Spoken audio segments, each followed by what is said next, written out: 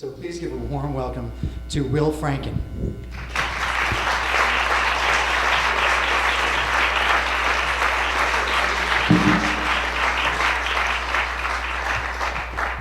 Ladies and gentlemen, boys and girls, I would like to present to you the international symbol for bisexuality.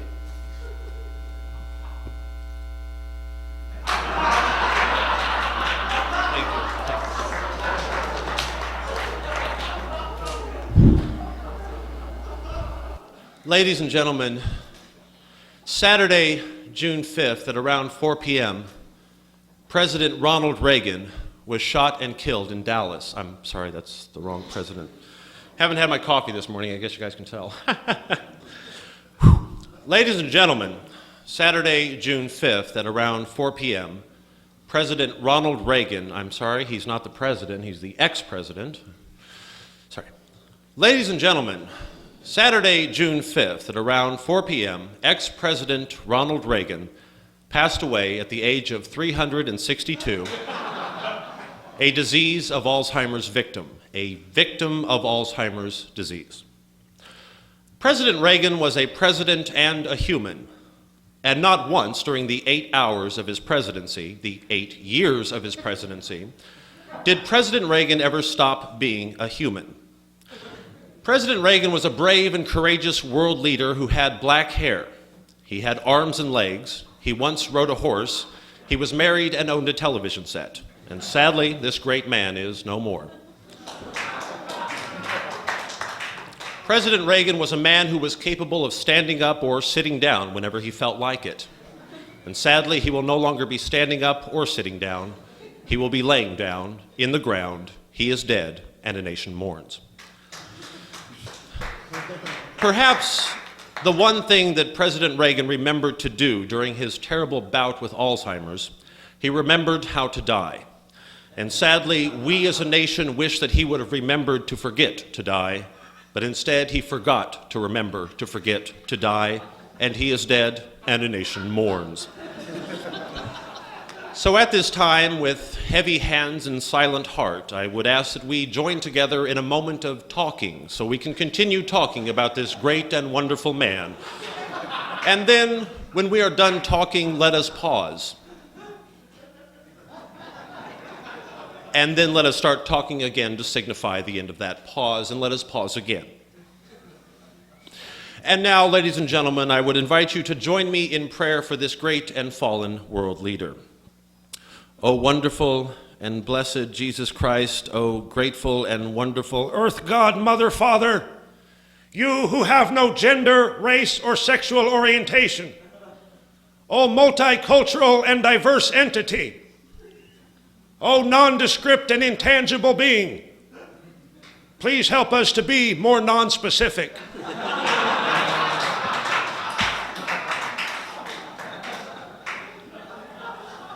I came to Berkeley from Emeryville in the great bus ride of '97. I settled on Telegraph Avenue and worked in a bead shop. On campus, I majored in Native American literature. I learned how to speak in this voice and told everybody I met that I was 1/4 Navajo. I found that I got laid much by the young white hippie chicks. I am he who pretends to be very deep. Okay. I'm going to go ahead and stop that there.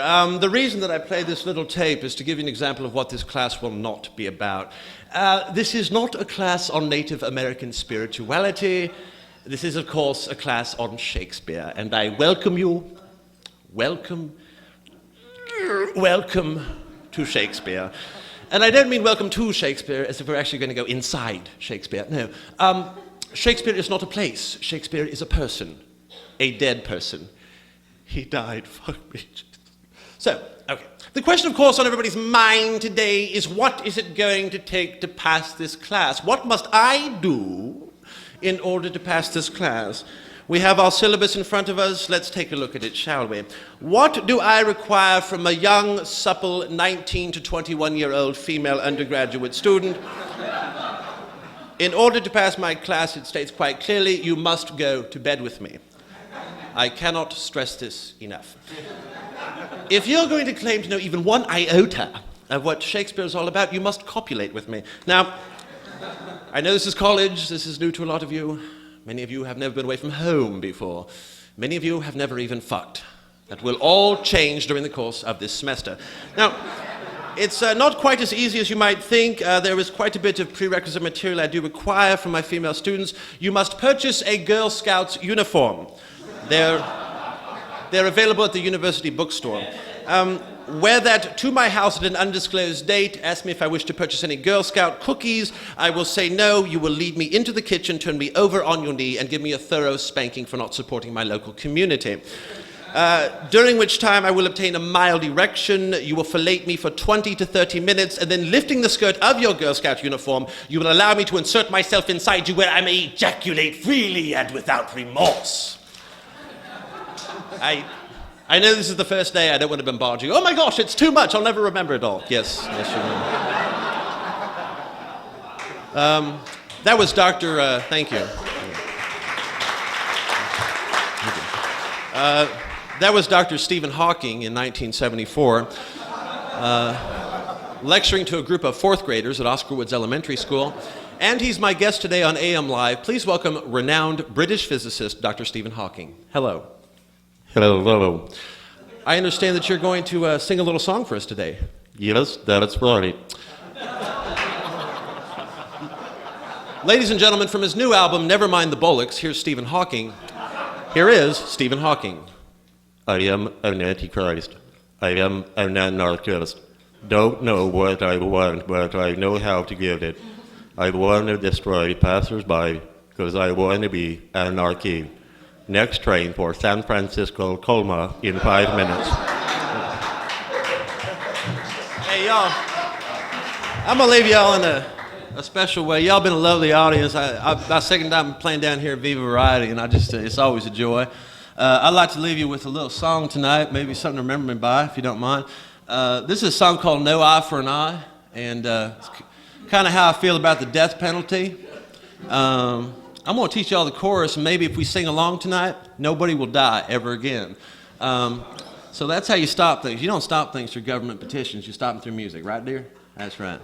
So this is my song. A lot of you know I don't really like the death penalty. Both my parents were actually killed by the death penalty.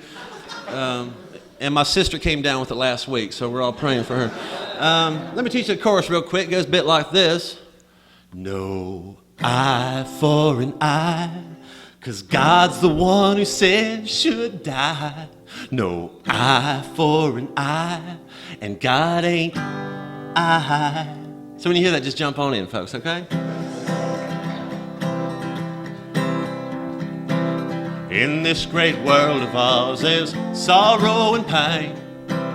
I can hear the sound of the prisoner's ring.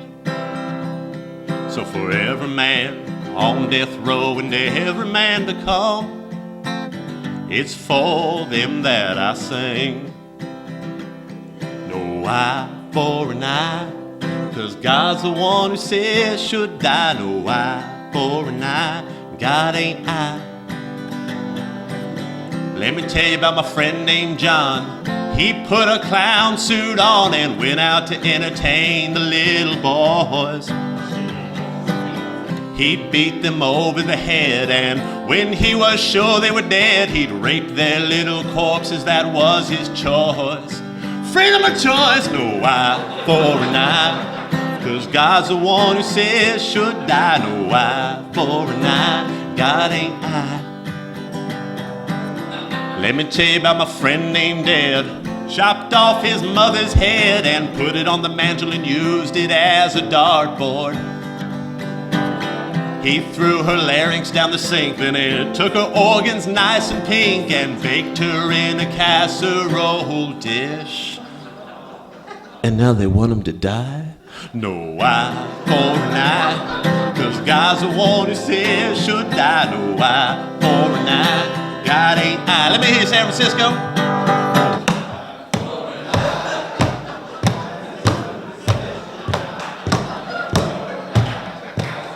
No, God ain't